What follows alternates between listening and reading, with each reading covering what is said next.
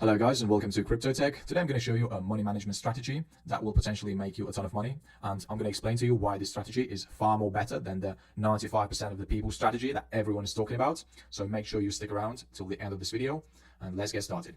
Okay, so we're currently looking at the price of Cardano USD 4-hour chart, and here's the current price sitting at around 9094.74. So we have this indicator on our chart. This is a SSL channel and here are the inputs.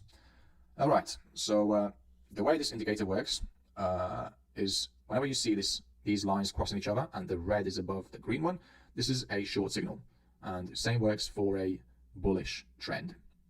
The green is above the red one. This is a bullish signal. Okay, now let's just take a look at this signal right here. This indicator tells us that this price at 1.0701, this is the best price to enter a short position. What would the majority of traders do in this case? Even if they had this indicator in place, or if they didn't have this indicator, they would just draw some support and resistance lines and they would figure out this entry somehow. But let's say here's the entry. Where would they put their stop loss? They would probably draw a resistance line somewhere here, and this is the area where they would put their stop loss at.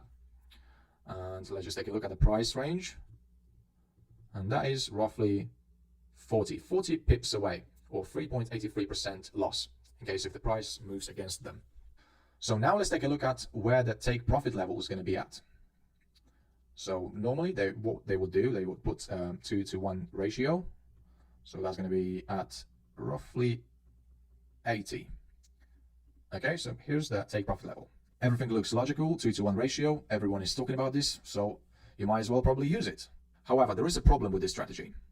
What happens if the price, for example, keeps moving in your favor? You just capped your profit and now the price is moving in your favor. What happens if the price, you entered somewhere here, the price, for example, went all the way down here, and then you had a pullback and the price hit your stop loss? Now you lost the trade, even though you were winning. That's why the number one rule in trading, if you really want to make some good money, you not just want to be a break-even trader or a losing trader. What you want to do is you want to let your winners ride. You want to cut your losses as soon as possible, and you want to let your winners ride. So now let me show you a different approach. Let's just get rid of these. Okay. First of all, we're going to place our stop loss based on this indicator, average true range. So what this indicator does, it takes into account the last 14 time periods, and it calculates the average length of a time period of the candlestick. This is a very important indicator because it shows you the volatility of the market. So the current value sits at 0.033. So if we take a look at the price range of the average candlestick, so it's sitting at 0.037. So this is pretty much an average length of a candlestick that happened during this time period. So now let's take a look at the value of the ATR whenever we enter the trade right there. So it sits at around 0.025. So we want to keep this number in mind because we're going to use this ATR in order to figure out our stop loss level. So now what we want to do is we want to put our stop loss at 1.5 value of the ATR. So in that case, if it's 0.025, that's going to be 0.038 roughly. So it's going to be somewhere here. Okay, so this is our stop loss. Okay, so we enter the trade, we set our stop loss at 1.5 value of the ATR. Now we wait. Now we wait until the actual price moves in our favor and hits the two values of the ATR.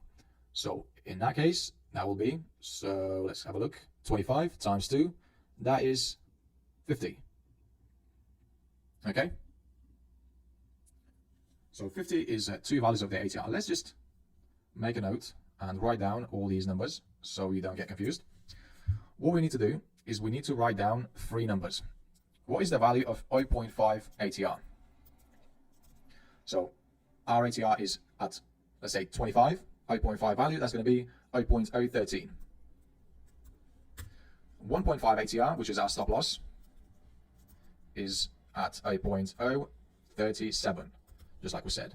Now we need to know the 2 ATR value. And that is, so if the ATR is 25, 2 ATR value, that's going to be 50, 0.050. Okay, so we have our notes here. This is a 2 ATR value. Here's the price.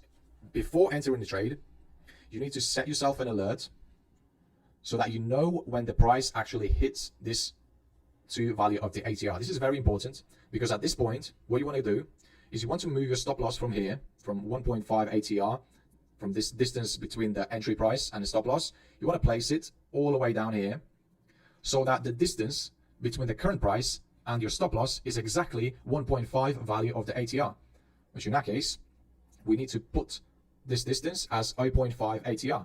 That is 13. I hope this makes sense. So now we have our stop loss moved and we're pretty much playing with our profits. We're not losing anything.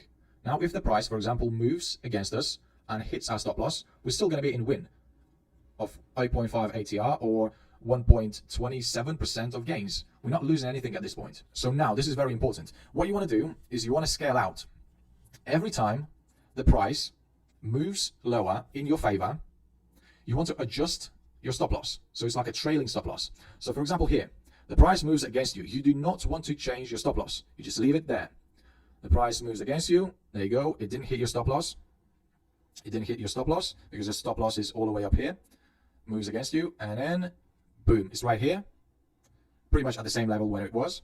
And then next candlestick, boom, it drops all the way down here.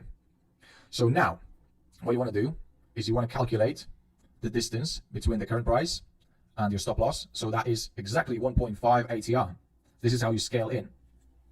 So now the distance is, I don't know exactly, but if you take this number right here, 65, minus this number, 37, 1.5 ATR, that's roughly going to be at 28, I reckon. Yeah, 28.